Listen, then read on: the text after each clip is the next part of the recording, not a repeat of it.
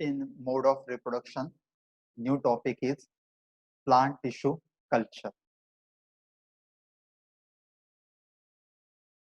Plant tissue culture is the technique of growing plant cell, tissue, and organs in an artificially prepared nutrient medium under aseptic and controlled condition of light, temperature, and humidity.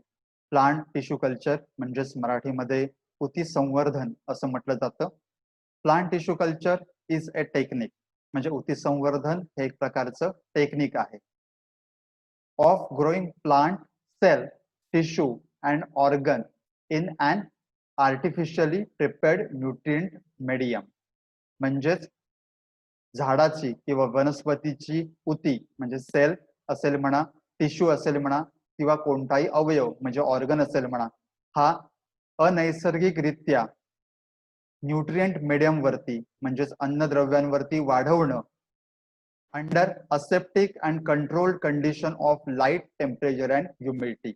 म्हणजेच नैसर्गिकरित्या न करता मानवाचा हस्तक्षेप करून एखाद्या room मध्ये light म्हणजेच प्रकाश, टेम्परेचर म्हणजे वातावरण किंवा उष्णता, आणि ह्युमिडिटी म्हणजे आर्द्रता ह्या एकत्रितरित्या कंट्रोल करून एखादा ऑर्गन, सेल किंवा टिश्यू हा अन्नद्रव्यावरती वाढवणं यालाच आपण उती संवर्धन किंवा प्लांट टिश्यू कल्चर असं म्हणू शकतो. Tissue culture involves production of plants from very small plant parts, tissue or cells, growth aseptically in a test tube or other suitable containers where the environment and nutrition can be rigidly controlled. म्हणजेच tissue culture involve production of plants from very small parts म्हणजेच उती संवर्धनामध्ये कोणत्याही झाडाचा एखादा छोटासा भाग किंवा अवयव किंवा टिश्यू किंवा सेल हा आपण पूर्णपणे असेप्टिक कंडिशनला टेस्ट ट्यूब मध्ये किंवा कोणत्याही कंटेनर मध्ये हा न्यूट्रिएंट मीडियावरती किंवा अन्नद्रव्यावरती वाढवतो की ज्यामध्ये संपूर्णतः वातावरण हे कंट्रोल कंडिशन मध्ये असतं. अशा संवर्धनाला आपण उती संवर्धन असं म्हणतो. The plant material use for culturing is called as A explant. म्हणजे ज्या भागाचा आपण वापर करतोय त्या भागाला आपण एक्सप्लांट असं म्हणतो.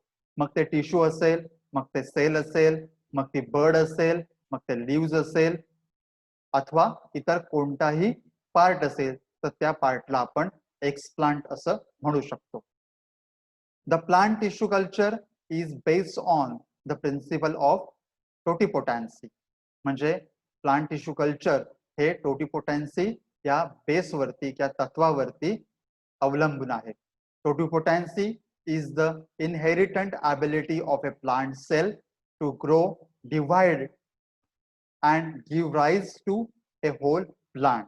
टोटिपोटेन्सी म्हणजे प्लांटची अशी एक ॲबिलिटी की ज्यामध्ये सर्व कंडिशन प्रोव्हाइड केल्यानंतर एखाद्या अवयवाचं पूर्ण झाडामध्ये रूपांतर होणं यालाच आपण टोटिपोटेन्सी असं म्हणू शकतो. जर्मन बॉटनिस्ट हर्बनलँड 1902 develop the concept of in vitro culture. Tissue कल्चरला आपण इन विट्रो कल्चर सुद्धा म्हणू शकतो. हा जो जर्मन सायंटिस्ट आहे हेबरलँड याने 1902 साली उती संवर्धन हे पहिल्यांदा जगामध्ये दाखवून दिलं. टेक्निक ऑफ टिश्यू कल्चर तयार करण्याची पद्धत किंवा कृती. Technique of tissue culture involve following step. उती संवर्धनाच्या वेगवेगळ्या खालील स्टेप्स आपल्याला बघायला मिळतात. Cleaning, sterilization of glassware and instruments in an oven or autoclave. Autoclave किंवा ओव्हन हे अशी अवजारं आहेत किंवा अशी यंत्र आहेत की ज्यामध्ये कोणत्याही कोणतंही मटेरियल आपण स्टरलाइज करू शकतो 100%. त्याच्यावरती एकही व्हायरस किंवा एकही बॅक्टेरिया आपल्याला बघायला मिळत नाही. मग त्यासाठी क्लिनिंग म्हणजे साफ करणे, स्टरलायझेशन ऑफ ग्लासवेअर्स अँड इन्स्ट्रुमेंट, जी वापरली जाणारी अवजारं आहेत आणि काचेची भांडी आहेत, ही सर्व आपण ओव्हन किंवा ऑटोक्लेव्ह मध्ये पूर्णपणे स्टरलाइज करून घेतो. Selection and preparation of nutrient medium with non as concentration, म्हणजे जे ठरवून दिलेलं कॉन्सन्ट्रेशन आहे त्या पद्धतीने आपण जो न्यूट्रिएंट मीडियम आहे म्हणजे अन्नद्रव्य आहेत ही तयार करतो की ज्याच्यावरती आपण सेल किंवा टिश्यू ही याची लागवड करणार आहोत. Sterilisation of nutrient medium in an autoclave for 20 minutes under constant pressure 15 lb per inch square at a temperature of 105 degree Celsius. म्हणजे जे अन्नद्रव्य आपण तयार केलेली आहेत ती आपण ऑटोक्लेव्ह या मशीन मध्ये 20 मिनिटांसाठी 15 lb पर इंच या प्रेशरने 105 डिग्री सेल्सिअस तापमानाला आपण ती स्टरलाइज करतो की जेणेकरून कोणताही व्हायरस किंवा कोणताही बॅक्टेरिया या न्यूट्रिएंट्स मीडियम मध्ये राहणार नाही. पहिल्यांदा आपण पूर्णपणे वापरलं जाणारं साहित्य हे स्टरलाइज करून घेतो ऑटोक्लेव्ह मध्ये आणि दुसऱ्यांदा आपण तयार केलेला जो मीडिया आहे किंवा न्यूट्रिएंट मीडिया आहे हा स्टरलाइज करून घेतला. Preparation of plant material is called as explant, जे आपण मटेरियल किंवा जो आपण ऑर्गन किंवा जो आपण झाडाचा भाग वापरणार आहोत त्याला आपण एक्सप्लांट असं म्हटलेलं आहे. Inoculation of explant in the culture flask containing sterilize nutrient media, म्हणजे जो एक्सप्लांट आहे तो सुद्धा आपण स्टरलाइज करून घ्यायचा आहे आणि त्यानंतर फ्लास्क मध्ये किंवा टेस्ट ट्यूब मध्ये तो न्यूट्रिएंट मीडियावरती त्याची लागवड करायची. Incubation of the inoculated explant म्हणजे इन्क्युबेट करणं म्हणजे लागवड करणं किंवा तो रुतवणं. There in flask cell of explants grow to form callus with in 2 to 3 weeks, म्हणजे ज्या एक्सप्लांटची आपण न्यूट्रिएंट मीडियम वरती लागवड केलेली आहे फ्लास्क मध्ये, मग ते सेल असेल, ऑर्गन असेल किंवा टिश्यू असेल किंवा बर्ड असेल, तर त्यापासून कॅलस तयार होतो. कॅलस म्हणजेच काय? Callus means undifferentiated mass of cells, असा एक गोळा की ज्याच्यामध्ये आपण सेलचा गुच्छ बघू शकतो. त्याला कोणत्याही प्रकारचं आपल्याला नाव देता येऊ शकत नाही म्हणून त्याला आपण कॅलस असं म्हणतो. With 2 to 3 weeks, within 2 to 3 weeks म्हणजे 2 ते 3 आठवड्यामध्ये हा कॅलस तयार होतो. Subculturing if callus is to be maintain, म्हणजे सबकल्चर करण्यासाठी म्हणजे त्याचे छोटे छोटे भाग करण्यासाठी आपण हा कॅलस तयार केलेला असतो, हा मेंटेन करायचा असतो. Organogenesis, formation of roots and shoots that eventually leads seedling plants formations. Organogenesis म्हणजे formation of root and shoots, म्हणजेच ह्या कॅलसला कट केल्यानंतर परत डिवाइड केल्यावरती ह्या कॅलसला शूट आणि रूट म्हणजे फांद्या आणि मुळं ही यायला लागतात. त्यालाच आपण एक्सप्लांट्स असं म्हणू शकतो किंवा सीडलिंग म्हणू शकतो किंवा न्यू प्लांट फॉर्मेशन असं म्हणू शकतो.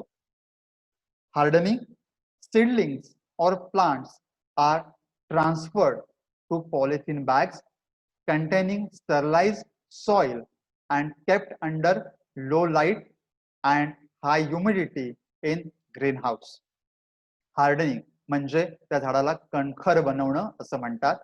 सीडलिंग्स किंवा प्लांट यापासून तयार झालेले टेस्ट ट्यूब मध्ये किंवा फ्लास्क मध्ये जे प्लांट्स असतात किंवा सीडलिंग्स असतात त्यांना आपण नंतर पॉलिथिन बॅग मध्ये ट्रान्सफर करायचं असतं, म्हणजेच त्यांना आपण पॉलिथिन बॅग मध्ये शिफ्ट करायचं असतं. बाय युझिंग स्टरलाइज सॉइल, म्हणजे सॉइल सुद्धा ऑटोक्लेव्ह मध्ये पूर्णपणे स्टरलाइज करून घ्यायची, ती पॉलिथिन बॅग मध्ये भरायची आणि त्यानंतर एक एक रोप प्रत्येक पिशवीमध्ये लागवड करायची किंवा लागवड करायचं. And kept under low light. अशी झाडं ही कमी प्रकाशामध्ये आणि जास्त आर्द्रतेच्या ठिकाणी म्हणजेच ग्रीन हाऊस मध्ये यांची आपण लागवड करायची. After hardening the plants or seedlings from the polythene bags are transferred to the field. यानंतर काही दिवसांनी ही हार्डनिंग करून झाल्यावरती अशा पॉलिथिन बॅग्स मधली रोप विक्रीसाठी तयार होतात आणि त्यानंतर ती फील्ड मध्ये लागवड त्याची केली जाते. Various technique in tissue culture. वेगवेगळ्या प्रकारच्या टेक्निक आहेत टिश्यू कल्चर मध्ये. त्याच्यामधले ए आहे micro propagation. This technique is use for the purpose of developing high quality clonal plants और आयडेंटिकल्स. मायक्रो प्रोपगेशन याचाच अर्थ उती संवर्धन असा होतो. दिस टेक्निक म्हणजे एक प्रकारचं टेक्निक आहे की ज्यापासून आपण मोठ्या प्रमाणामध्ये जास्त क्वांटिटी मध्ये झाडं तयार करू शकतो. आणि these are the clonal plants. Clone म्हणजे एक समान एक सारखी असू शकतात. त्यांचे जीन्स त्यांचे डीएनए हे सर्व एक समान असतात. त्याला आपण ट्विन्स म्हणू शकतो किंवा त्यांना आपण आयडेंटिकल्स असं म्हणू शकतो. B somatic cell genetics use for somatic hybridization. Somatic hybridization असतं त्याच्यामध्ये याचा वापर केला जातो. म्हणजे नवीन एखादी जर जात तयार करायची असेल व्हरायटी तयार करायची असेल तर त्यासाठी सोमॅटिक हायब्रिडायझेशन लागतं. त्यामध्ये या टेक्निकचा वापर करतात. C anther culture means by using of anther. Embryo culture by using of embryo. Organelle transfer by using of any organ. या सगळ्या कल्चरना आपण वेगवेगळं नाव दिलेलं आहे. ज्याचा अँथरचा वापर करून टिश्यू कल्चर करतो this called as a anther culture. If you use embryo for propagation use as a embryo culture. Or if you use any organ it is called as a organelles transfer. Okay. याची वेगवेगळी नावं आहेत परंतु पद्धत but the procedure is a same. Transgenic plants. AF transgenic plant. This is used in genetic engineering of species to produce pest and disease resistant plant. Transgenic plants means genetics इंजिनिअरिंगच्या माध्यमातून gene gun असते त्या genetics इंजिनिअरिंगच्या माध्यमातून वेगवेगळ्या species तयार करता येतात. त्या पेस्ट आणि डिसीज म्हणजे कीड आणि रोगांना रेजिस्टन्स अशा वेगवेगळ्या स्पेसीज आपण तयार करू शकतो. Advantages of tissue culture. Tissue culture म्हणजे उती संवर्धनाचे फायदे खालील प्रमाणे दिलेले आहेत. पहिला फायदा large scale multiplication in short time. अतिशय कमी वेळेमध्ये आपण मोठ्या प्रमाणामध्ये लाखो झाडं तयार करू शकतो. Production of disease virus bacteria free plant. आपण जी झाडं तयार करणार आहोत ती कीड रोग जीवाणू विषाणू विरहित अशी आपण झाडं तयार करू शकतो. Production of drought and salt tolerant crops. म्हणजे ड्रॉट म्हणजे दुष्काळ आणि सॉल्ट म्हणजे मीठ किंवा खारपट जमिनी यासाठी रेजिस्टन्स असणारी किंवा रेजिस्टंट असणारी प्लांट आपण निर्मिती करू शकतो. Helps and fast multiplication of rare species. म्हणजे ज्या अतिशय दुर्मिळ वनस्पती आहेत दुर्मिळ स्पेसीज आहेत त्यांचं सुद्धा आपण मल्टिप्लिकेशन करू शकतो. त्यांची सुद्धा आपण वाढ करू शकतो. त्यांचं संवर्धन करू शकतो. Reproduction of plants is possible through out the year. यापासून उती संवर्धनापासून वर्षभर आपण कोणत्याही हवामानामध्ये कोणत्याही ऋतूमध्ये आपण झाडांची उत्पत्ती मोठ्या प्रमाणामध्ये आणि जास्त स्वरूपामध्ये करू शकतो. कारण आपण ही प्लांट्स तयार करत असताना एखाद्या कंट्रोल टेम्परेचर मध्ये एखाद्या रूम मध्ये तयार करत असतो. त्यामुळे आउटडोर टेम्परेचरचा यावरती कोणताही परिणाम होत नाही. Production of female plants is possible in papaya. पपयामध्ये जर फिमेल प्लांट म्हणजेच मादी झाडं किंवा मादी वनस्पती तयार करायची असेल तर टिश्यू कल्चर हे मात्र एकमेव साधन पाहायला मिळतं. Nitrogen fixation capacity can be introduce in the plant. म्हणजे रूट नोडल्स झाडाच्या मुळांच्या मुळांवरती गाठी असतात आणि त्याच्यामध्ये रायझोबियम नावाचे बॅक्टेरिया असतात. त्यांचं नायट्रोजन फिक्सेशन कॅपॅसिटी वाढवण्यासाठी आपण टिश्यू कल्चरचा वापर करू शकतो. This helps in obtaining uniform plant types. एक सारखी, एक स्वरूपाची, एका उंचीची, समान अशी आपण मोठ्या प्रमाणात रोपं छोट्या जागेमध्ये तयार करू शकतो. Production of orchid which are difficult to multiply through seed. Orchid हे एक प्रकारचं फूल आहे. या फुलाची निर्मिती किंवा झाडांची अभिवृद्धी आपण बियाण्याने करणं खूपच कठीण असतं आणि त्यासाठी आपण टिश्यू कल्चरच्या माध्यमातून ऑर्किडची वेगवेगळी मोठ्या प्रमाणात झाडं तयार करू शकतो. The plants which are unable to grow under normal conditions can be grow easily with this technique. जी झाडं आपण नॉर्मल कंडिशनला म्हणजे सर्वसाधारण वातावरणामध्ये सहजरित्या लागवड करू शकत नाही किंवा मल्टिप्लिकेशन करू शकत नाही किंवा त्यांची मोठ्या प्रमाणात रोपं तयार करू शकत नाही, अशी झाडं आपण ऊती संवर्धनाच्या माध्यमातून मोठ्या प्रमाणात त्यांना हव्या असणाऱ्या तापमानाला तयार करू शकतो. Embryo culture is use to overcome dormancy. Embryo कल्चरच्या माध्यमातून जी डॉर्मन्सी असते ती आपण घालवू शकतो. डिसएडव्हान्टेजेस ऑफ टिश्यू कल्चर म्हणजे ऊती संवर्धनाचे तोटे किंवा दुष्परिणाम. It is difficult method of propagation and required skill. ही जी पद्धत आहे ती अतिशय हाय टेक्निक आहे. ती लेबर लागतात, मोठ्या प्रमाणात इक्विपमेंट लागतात आणि ती खूपच महाग आपल्याला पाहायला मिळतात. It is expensive method. अतिशय महाग अशी पद्धत आहे. एक लॅब एस्टॅब्लिश करायला कमीत कमी 2 ते 2.5 कोटी लागतात. Train person are essential. ह्याच्यासाठी ट्रेनिंग केलेले, शिकलेले आणि हाय क्वालिफाईड पर्सनची गरज असते किंवा वर्कर्सची गरज असते. कंटॅमिनेशन और insect infection can cause high losses in a short time. जर एखाद्या वेळेस आपल्या लॅबमध्ये एखाद्या व्हायरसचं किंवा बॅक्टेरियाचं कंटॅमिनेशन झालं तर मोठ्या प्रमाणामध्ये यामध्ये नुकसान सहन करावं लागतं. सर्व झाडं आपल्याला नष्ट करून परत एकदा पूर्ण लॅबचं स्टरलायझेशन करावं लागतं. Continuous research and development are essential to decrease this risk. हे कंटॅमिनेशन कमी करण्यासाठी सतत आपल्याला रिसर्च आणि सतत इनोव्हेशन्स करावे लागतात, सतत डेव्हलपमेंट करावे लागतात की जेणेकरून अशा कंटॅमिनेशनची रिस्क ही कमी करता येऊ शकेल. Care and maintenance of tissue culture laboratories are very essential. अशा लॅबोरेटरीजची केअर, सॅनिटायझेशन, मेंटेनन्स अतिशय मोठ्या प्रमाणात घ्यावा लागतो किंवा करावा लागतो. Decreases genetic व्हॅरिएबिलिटी.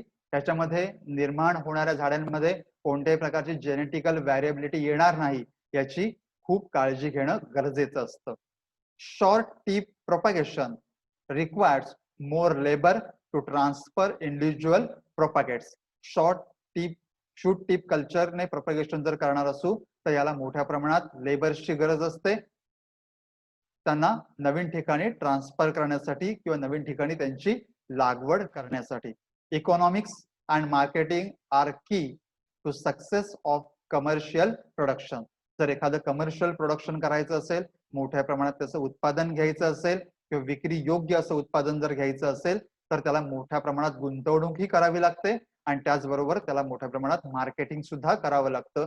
तरच टिश्यू कल्चर किंवा ऊती संवर्धन हे सक्सेसफुल होऊ शकतं. धन्यवाद.